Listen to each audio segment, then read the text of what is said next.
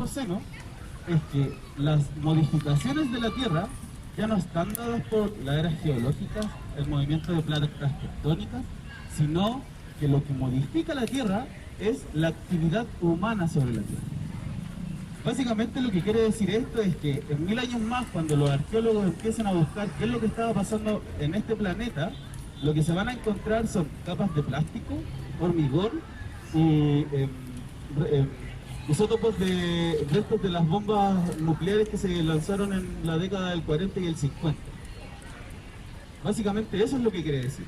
Hoy día nos encontramos en un momento histórico en el que la cantidad de actividad que realiza el hombre, y particularmente actividades productivas, modifican indiscutiblemente el curso de nuestro devenir y de este planeta. Y esto es una aseveración que ha sido como planteada en la ciencia en los últimos 15 años solamente.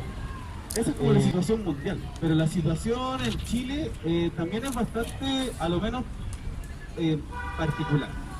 El informe país que se lanzó este año por la Universidad de Chile el año pasado, lo que señala, lo que hace es como una breve introducción de cuál es el estado en materia ambiental. Por ejemplo, en materia de aire. En todas las regiones de nuestro país existen problemas con material particulado. ¿Alguien sabe lo que es el material? Los residuos de todos los sistemas de combustión, autos, calefacción, leñas e industrias termoeléctricas. En todas las regiones de nuestro país tenemos problemas graves de calidad del aire.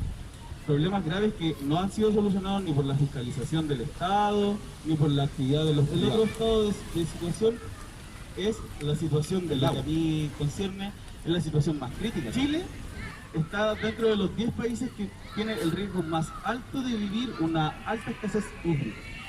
¿Esto qué quiere decir? Que los últimos 10 años nuestro país se encuentra en la sequía más grave de la que se tenga registro. La más grave.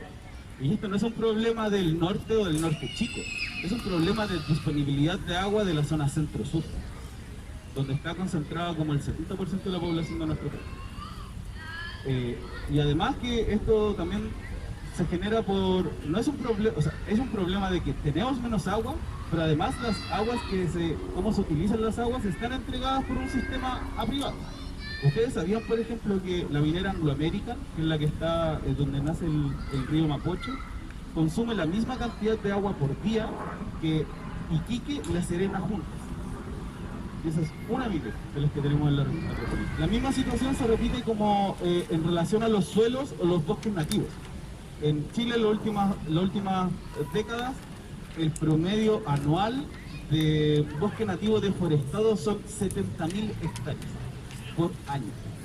70.000 hectáreas de bosque nativo. No estamos hablando del bosque de monocultivo que se ha implantado desde la séptima región hacia el sur. Estamos hablando de bosque nativo que no tiene planes de conservación efectivos y que tiene una política pública real de conservación. Estamos hablando de un sistema que también está entregado al mercado, para que sea el mercado quien decida quién, cómo y cuándo produce sobre esa tierra. El problema ambiental no es solo como un problema, por así decirlo, de los elementos o componentes del medio ambiente, o más bien sí, pero dentro de estos componentes hay un componente humano que es pocas veces visibilizado.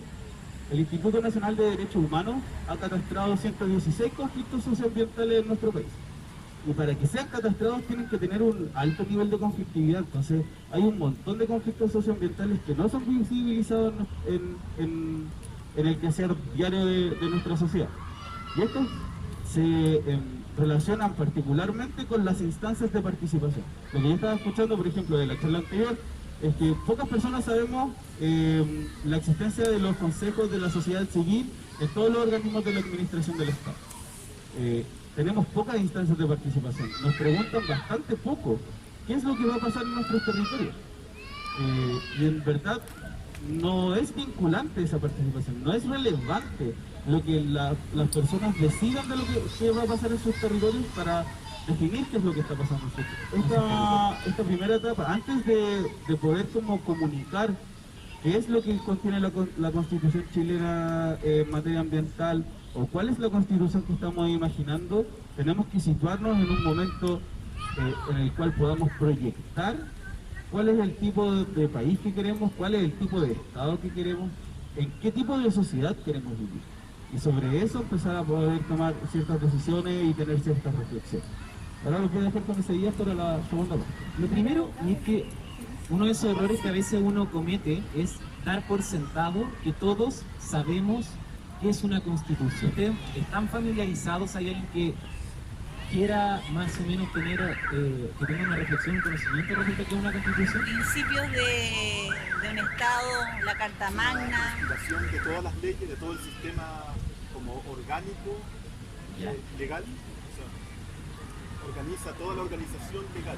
Si uno pudiese decirlo en una línea y sin equivocar, la constitución básicamente es, como muy bien dijeron, la norma que está por encima de las demás, pero que regula una cosa bien particular, que es la relación entre las personas y el Estado, y a su vez la organización misma del Estado en sus instituciones. ¿Cuántos de ustedes sabían que, por ejemplo, la Constitución actual, la de 1980, regula un derecho al medio ambiente, a una forma Tenemos de... derecho a vivir en un ambiente fuera libre de contaminación, es lo que le decimos a los niños. Yo soy profesora, Ya. pero no se cumple. Existe una regulación en el medio ambiente, del medio ambiente en la Constitución, porque hay algo muy importante que es bueno tener en consideración para las discusiones constitucionales que se vienen.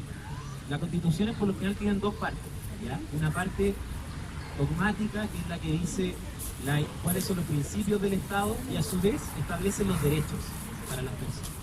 Y otra orgánica, que como su nombre lo dice, revela cuál es la organización del Estado, ¿ya? Entonces el medio ambiente en nuestra Constitución actual está en la parte dogmática, en los derechos.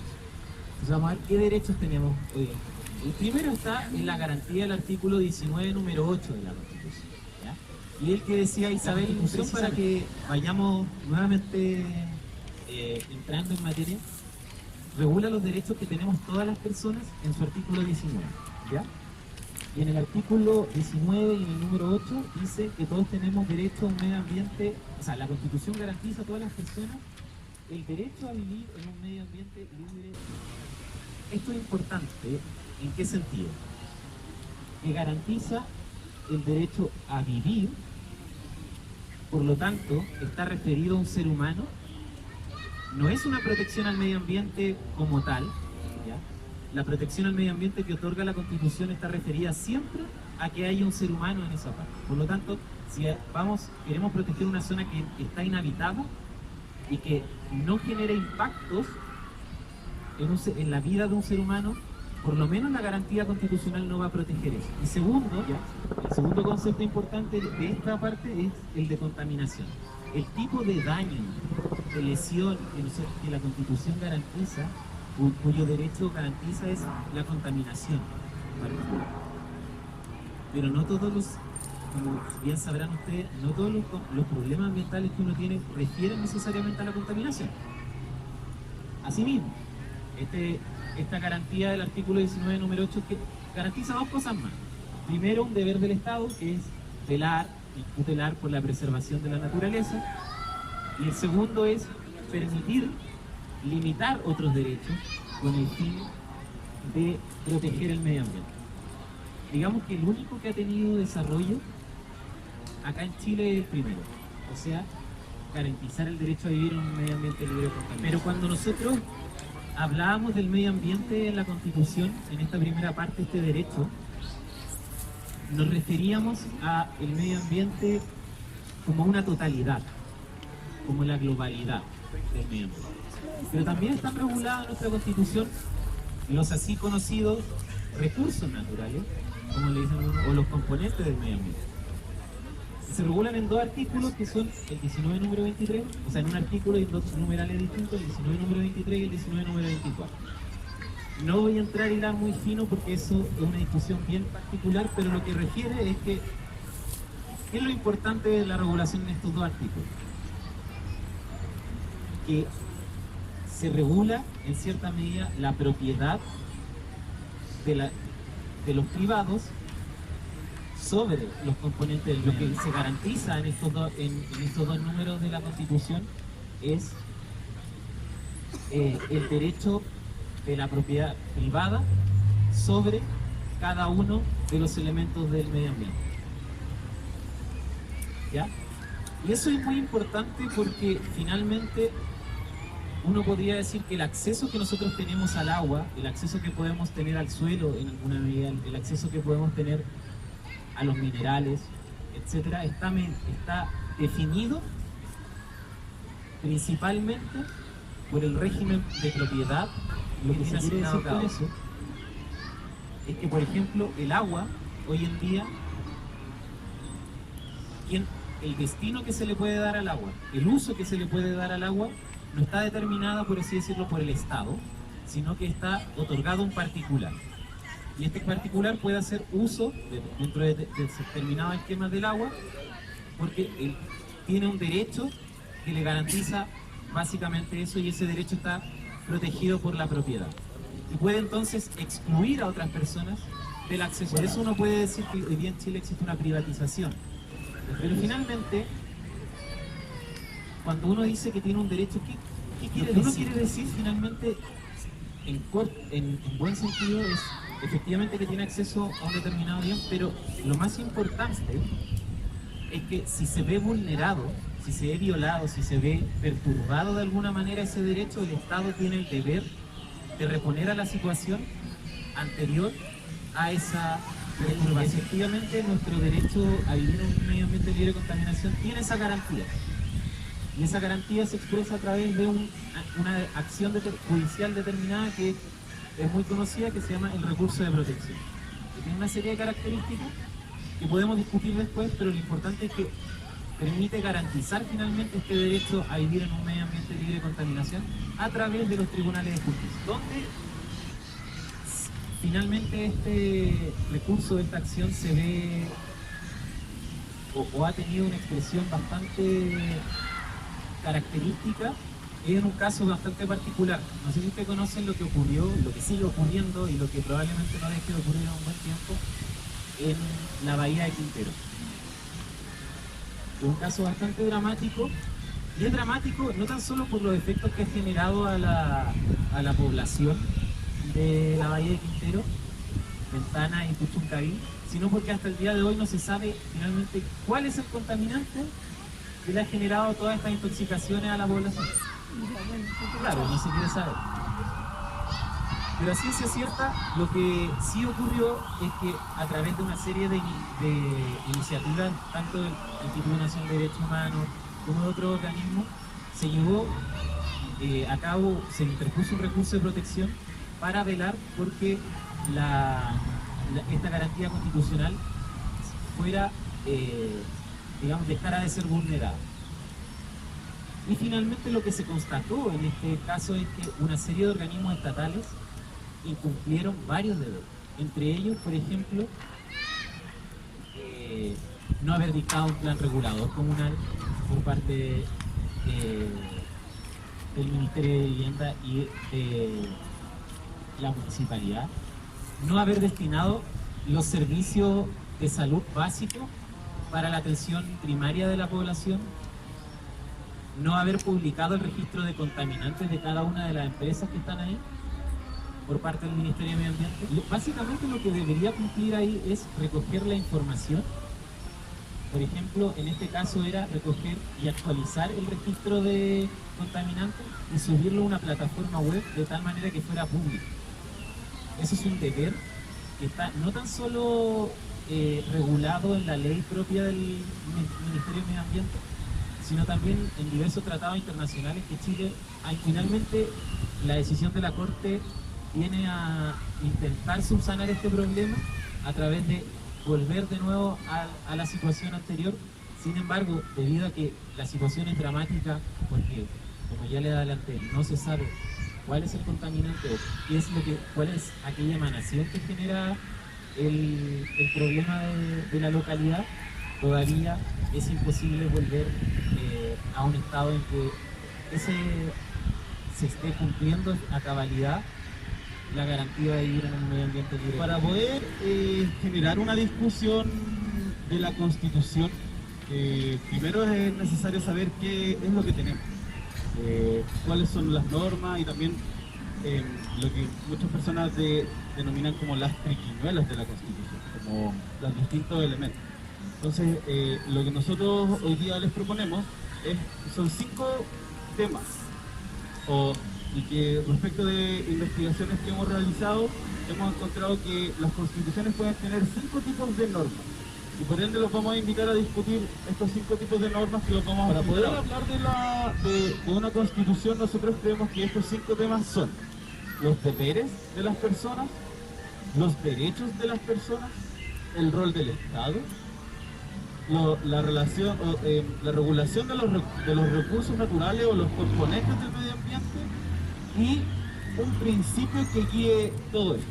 Vamos a partir con el rol del Estado, lo que se ha denominado como el mandato de protección. ¿Y esto qué quiere decir? Con esto, cuando hablamos del rol del Estado, es ¿cuál es la misión que le vamos a dar al Estado en materia ambiental? Y esto es una discusión porque, por ejemplo, la Constitución actual señala que el Estado tiene el deber de tutelar la preservación de la naturaleza. Pero es un concepto bastante como poco desarrollado, no hay una mayor misión que eso, y tampoco hay un desglose respecto de qué va a entender por naturaleza el Estado. Y ahí, tanto acá como en los trípticos y en los materiales que le hemos entregado, hay algunos ejemplos de otras constituciones que regulan cuál es la misión del Estado. Yo creo que en esta parte no hay mayores problemas, sino que es una cuestión más bien de carácter político y de qué es lo que nosotros creemos que debiese ser esta misión. Lo segundo es un principio. ¿Y qué significa un principio? El principio es una idea, es un valor que nosotros nos otorgamos como sociedad y que es un fin que queremos alcanzar con todas las actuaciones. Un ejemplo de esto es lo que se ha establecido en la Constitución de Ecuador o de Bolivia como el buen vivir. ¿Alguien sabe lo que es el buen vivir? El principio es una orientación, cómo se va a orientar finalmente toda nuestra estructura jurídica. Por ejemplo, el buen vivir puede ser un principio, pero también acá en nuestra Constitución chilena existen otros. Uno de ellos podría ser: la familia es el núcleo central de la sociedad. El Estado está al servicio de la persona, etc. Entonces son unas formas de entender a nivel lo más general posible que sirvan para orientar la estructura del Estado. Por ejemplo, en Chile el principio que ha estructurado el actuar del Estado es el principio del Estado subsidiario, que básicamente lo que señala es que respecto de la prestación de servicios, de las misiones que nos sirven a nosotros como sociedad, primero se le otorga el espacio a que los privados entreguen esas prestaciones. Y solo cuando los privados no tienen esa capacidad, el Estado va a entregar ese servicio. Ese es el Estado subsidiario, pero es un principio. A lo que queremos apuntar es que no es una norma así tan específica que tenga una concreción como concreta, sino que es un camino que nos orienta. El siguiente concepto que queremos utilizar es el de la idea de un derecho, es que el Estado reconoce o una prestación o una condición. Por ejemplo, la condición de que somos todos iguales ante la ley, o la prestación de que todos debemos tener un derecho a la salud. Todos debemos tener la suficiente salud como para vivir, ¿ya? El punto es que a nivel constitucional podemos encontrar 2 tipos de normas que son distintas cuando hablamos de derechos. Una norma que es exigible, que es individual. Yo puedo, como lo es el 19 número 8, todas las personas tienen el derecho a vivir en un medio ambiente libre de contaminación. Y cuando yo entiendo que ese derecho ha sido violado, puedo reclamar por él. Pero los derechos sociales no tienen esa capacidad. Son normas programáticas, son normas que el Estado debe aspirar a alcanzar, pero que no hay una manera de exigirle al Estado. Un ejemplo de esto es el derecho a la salud.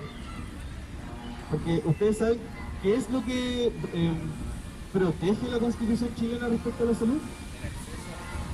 El acceso a la salud. Y eso lo que significa es que va a existir un sistema de seguros de salud, pero el Estado no protege la propia noción de salud.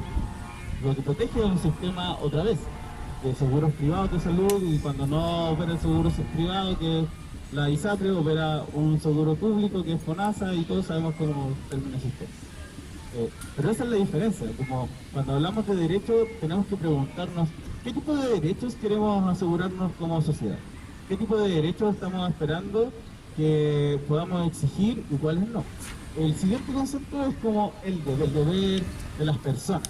Y cuando hablamos de personas no estamos solo pensando en sujetos individuales, no estamos pensando en yo, Antonio Pulgar Martínez, sino que estamos pensando en los distintos estamentos privados que no son el Estado, ya sea como las juntas de vecinos, ya sea los emprendimientos, ya sea esta misma asamblea, ya sea las empresas transnacionales. ¿Cuáles son los deberes que nos vamos a imponer respecto de la naturaleza? Hoy en Chile la Constitución actual no consagra ningún deber. Y eso implica como en su concreción que se pueden hacer exigibles esos deberes, pero en Chile no existe ese deber. Entonces también creemos que a propósito de lo que se reconoce tanto en la Constitución española como colombiana, es posible encontrar este tipo de casos y por ende los invitamos a discutir sobre. Y por último está el concepto de los recursos naturales o componentes del medio ambiente. ¿Alguien sabe por qué hacemos esta distinción entre recursos o componentes? Pero detrás de eso hay una concepción también política, una concepción ética, de que los recursos naturales son recursos porque son recursos para el hombre. Están a disposición del hombre y por ende nosotros los podemos usar, están ahí para nosotros. Por eso nosotros también ampliamos como esta distinción que ojalá no parezca antojadiza, pero que tiene un trasfondo también, como a invitarnos a reflexionar cuál es el valor que les vamos a dar a estos componentes o recursos. Por ejemplo, la Constitución la Constitución ecuatoriana y boliviana reconocen a la naturaleza como un sujeto de derechos, le entregan derechos, porque tiene un valor principal para la ordenación de ese Estado. En cambio en Chile no, como bien lo señalaba Isaías, lo que protege nuestra Constitución primero es el derecho a vivir en un medio ambiente de contaminación, pero protege a los humanos. No hay una protección de derechos consagrada en nuestra Constitución. Y esto es una tendencia que no solo se ve en América Latina, sino que la hemos visto en India, en donde se han protegido, por ejemplo, el río Ganges, que es este clásico río en donde la gente se va a bañar por una cuestión de religión, y se ha protegido justamente por esta noción cultural. O en Nueva Zelanda, en donde se han protegido parques nacionales enteros, porque son espacios de los pueblos originarios donde ellos concentran su religión. Entonces, cuando hablamos de recursos o componentes del medio ambiente, la pregunta a la que los invitamos es ¿cuál es el valor que les vamos a dar? ¿Cuál va a ser el rol que van a tener en nuestra sociedad? Básicamente es una forma de entenderlos. Cuando yo hablo de recursos, por ejemplo, los recursos son los recursos monetarios. Yo tengo dinero y ocupo estos recursos en cosas de mi interés. Cuando hablo de componentes, estoy entendiendo un todo. Yo, por ejemplo, como humano, soy componente del medio ambiente porque soy parte de él. Pero es solo una forma de entenderlo. Como si vamos a entender que los recursos están dispuestos para la humanidad, para su quehacer productivo, para el trabajo, para las industrias, o vamos a entender que los componentes del medio ambiente son parte de un todo. A eso apunta la diferencia. No sé si respondo tu pregunta. Zonas de sacrificio en este momento serían inconstitucionales, ¿cierto? Esa es una muy buena pregunta. Primero que todo, el concepto de zona de sacrificio no es un concepto jurídico, es un concepto que viene principalmente desde otras ciencias, ¿ya? Y en Chile no tiene un reconocimiento. Ahora, pero tu pregunta es muy útil porque permite relevar otra cosa que quizá no quedó tan clara en la exposición, y es que cuando hablamos de contaminación aquí en Chile, adivinen, la Constitución no regula qué es la contaminación. Entonces, ¿Qué es la contaminación, finalmente? Refiere a a algo que nosotros podemos apreciar en nuestro día a día constantemente como contaminación, o tiene que haber una norma que determine qué es contaminación. La respuesta es la segunda. En Chile, la contaminación, qué va a ser contaminación y qué no va a ser contaminación, lo determina una norma. Estas normas pueden ser normas de calidad ambiental, normas de emisión y una serie de otras normas que no están contenidas en la Constitución. ¿Qué hacen las normas? Fijan un estándar, ¿ya? Por ejemplo, si se supera 100, en 101 ya vamos a entender contaminación. Pero si está en 99, si está en 98, o si está en 101 pero está 2 horas y no 3 horas como existe la norma, no va a haber contaminación. ¿Te fijas? Entonces, muchas veces en la zona de sacrificio lo que nos encontramos es que se ha regulado a través de la contaminación, pero a través de otros instrumentos. Pero el caso dramático que queríamos ver respecto a Quintero Puchuncaví es que no sabemos qué es lo que está generando estos episodios de contaminación. Y como por ejemplo, no sabemos qué es lo que está generando, no sabemos qué estándar se está superando, qué norma se está superando. Y como entonces no sabemos qué norma se está superando, jurídicamente hablando, no hay contaminación. Y lo peor de todo, no va a haber contaminación, entonces no va a haber responsabilidad. Ahora, efectivamente, eso es el caso. Si uno fuese lo más leguleyo posible, diría eso. Que en realidad, como las Cortes tienen un poco de alma, han intentado hacer una reconstrucción del concepto de contaminación, ampliándolo mucho más, ya no necesariamente ateniéndose al hecho de que esté en una norma contenida, pero es del todo insuficiente si el concepto va a ser que básicamente establece, va a depender de cada contaminante. No es nuestra misma reacción, por ejemplo, de salud respecto al dióxido de carbono, al monóxido de carbono, al monóxido de azufre o al material particulado.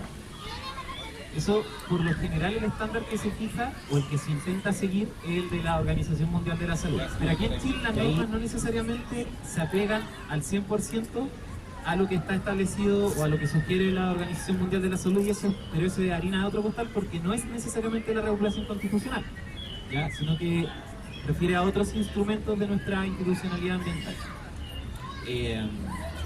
Pero para ir como a la pregunta en particular, va a depender de cada elemento, o sea, de cada molécula o de cada contaminante. ¿Para qué? Para que podamos establecer unos grupitos de discusión.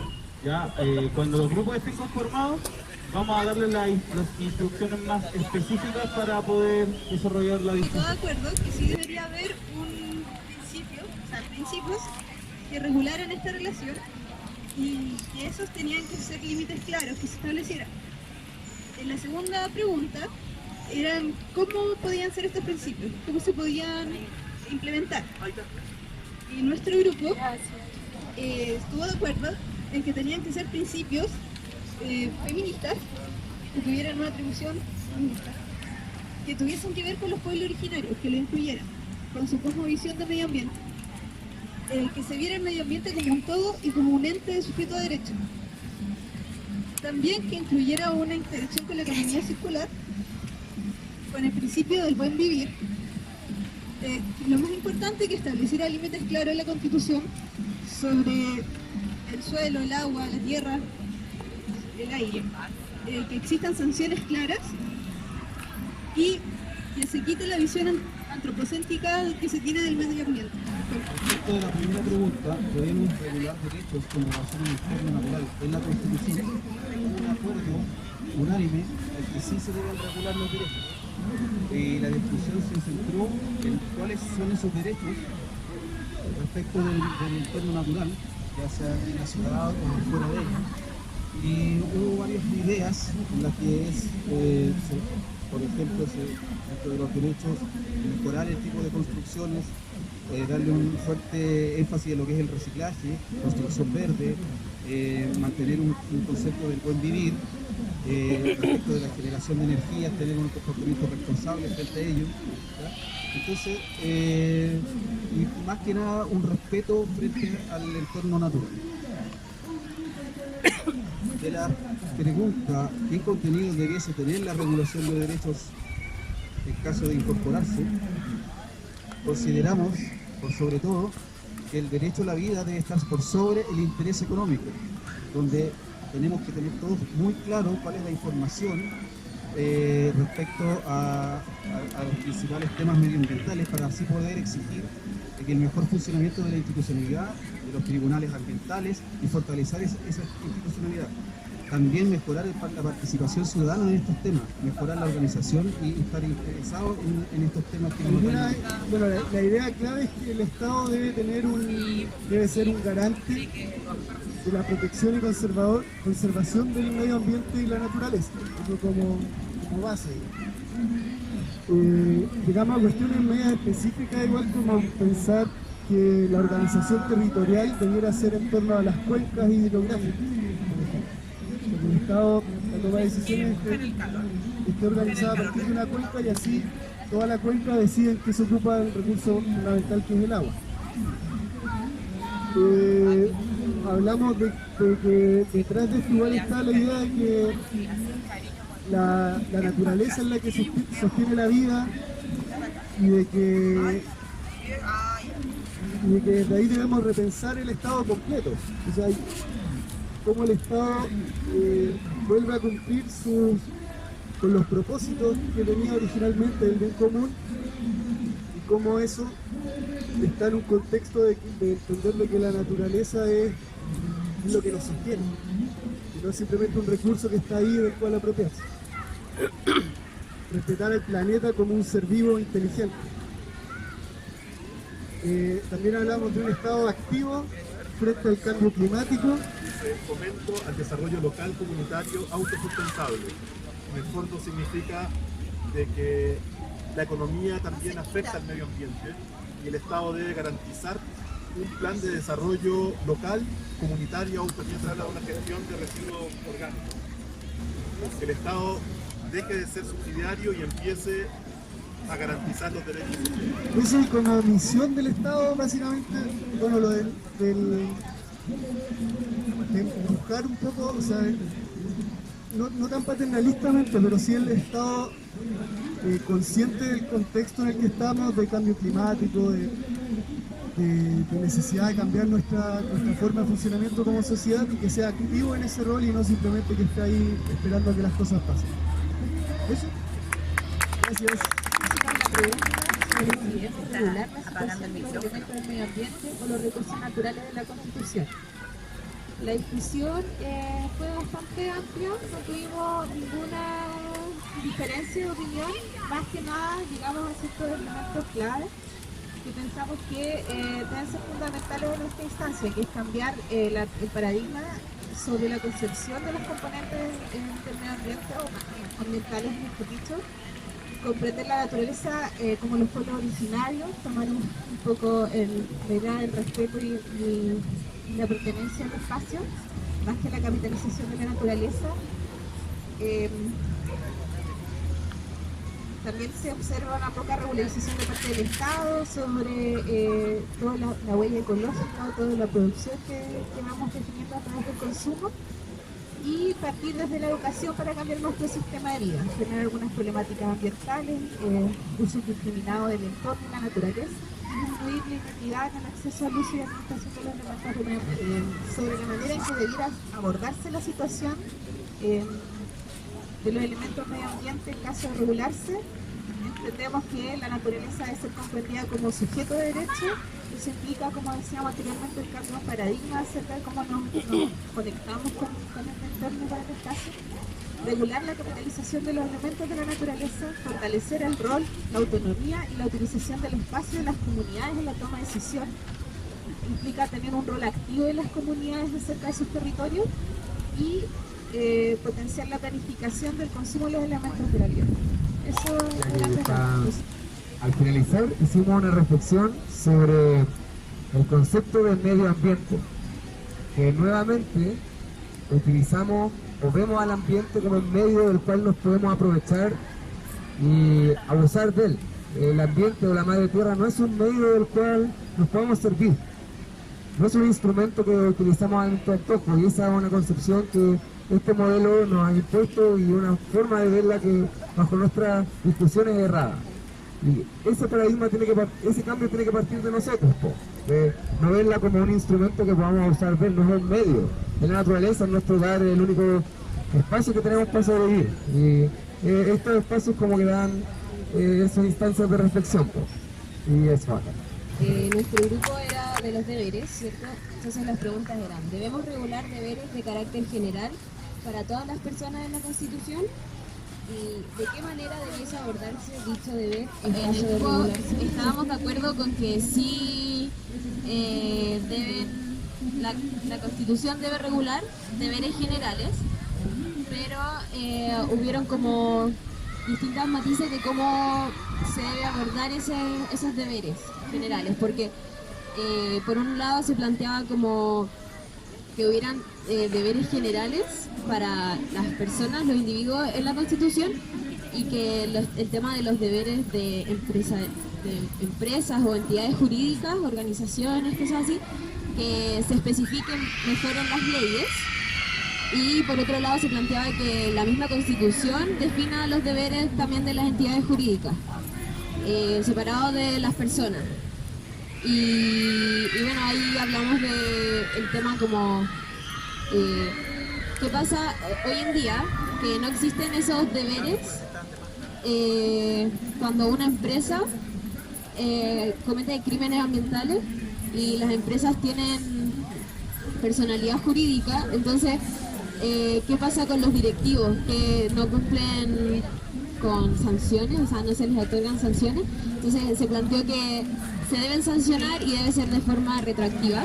O sea, como todos los directivos que estuvieron implicados. Se reflexionó de que la Constitución no debe estar sujeta a interpretaciones. Sin embargo, es difícil eso porque las palabras están sujetas a interpretaciones, pero que trate de ser lo más claro y objetivo posible. El deber, y que era nuestro tema, es importante porque es correlativo al derecho y como que se define Mucho agregar lo que mutuamente. dijo el vecino acá. Podemos vivir como una idea de no ver a la tierra como algo que se usa, sino como algo con lo que se convive. Entonces, tomar en cuenta cómo las acciones le van a afectar, de la misma manera como lo hacen las constituciones ecuatorianas o bolivianas, por ejemplo. Bueno, en verdad está como en desorden el tema de la conciencia respecto a los impactos que a nivel personal y también económicos que se generan en el medio ambiente. La acción, como ser activistas del tema, por lo mismo planteamos que igual fue algo que puede sonar un poco utópico, pero el tema de que toda la sociedad sea activista ambiental. La exigibilidad de la sustentabilidad institucional respecto de que las instituciones y los organismos vayan tomando medidas para afectar, generar menos cambio climático y a la vez también reducir su impacto por medio de cosas como por ejemplo cambiar las luces, el uso de energías renovables y eso. El acuerdo de Escazú, y esto fue algo que puse yo por el tema de que el acuerdo de Escazú es algo a lo que no se le ha dado mucha difusión, pero que es un acuerdo en el que Chile negoció activamente y que sin embargo no firmó, que trata sobre el acceso a información y la protección a activistas ambientales. Y igual es algo súper extraño porque acá no se firmó, porque obviamente hay intereses formados. A los activistas ambientales se les mata y se les hace pasar como suicidios, y es algo súper preocupante que se ha invisibilizado y que con el debate constitucional encuentro que es algo que tenemos que levantar en la discusión. También pusimos el agua como derecho de los seres vivos, pero más bien como derecho de la vida, porque no sé, quizás la tierra también se podría considerar como viva Y bueno, el tema de eso es que se habla mucho del agua como derecho humano, pero los seres humanos no somos los únicos que necesitan agua para el agua. Tiene que ser un recurso, o más que un recurso, un componente ambiental que esté como al servicio del ecosistema más que de nosotros y de la supervivencia humana. El sentido de comunidad con el entorno en relación con la naturaleza. Que la naturaleza sea un ente sujeto a derecho, que también encontramos que es importante que esté en la Constitución. Las discusiones así no se dan todo el tiempo, y para nosotros el hecho de que nos hayan invitado y poder estar acá es en verdad está mal, esta palabra tiene una connotación negativa, pero es un privilegio para nosotros estar acá hoy día y poder ayudar y facilitar esta discusión. Como Comisión de Medio Ambiente, con el corazón llenito de esta actividad, con las reflexiones que dimos en este espacio que han sido muy enriquecedoras. Hemos profundizado muchos conceptos que no teníamos ni siquiera noción. Agradecer a Felipe, Isaías y Antonio por su participación. Ha sido muy esclarecedor todos los conceptos. Gracias por su claridad. Porque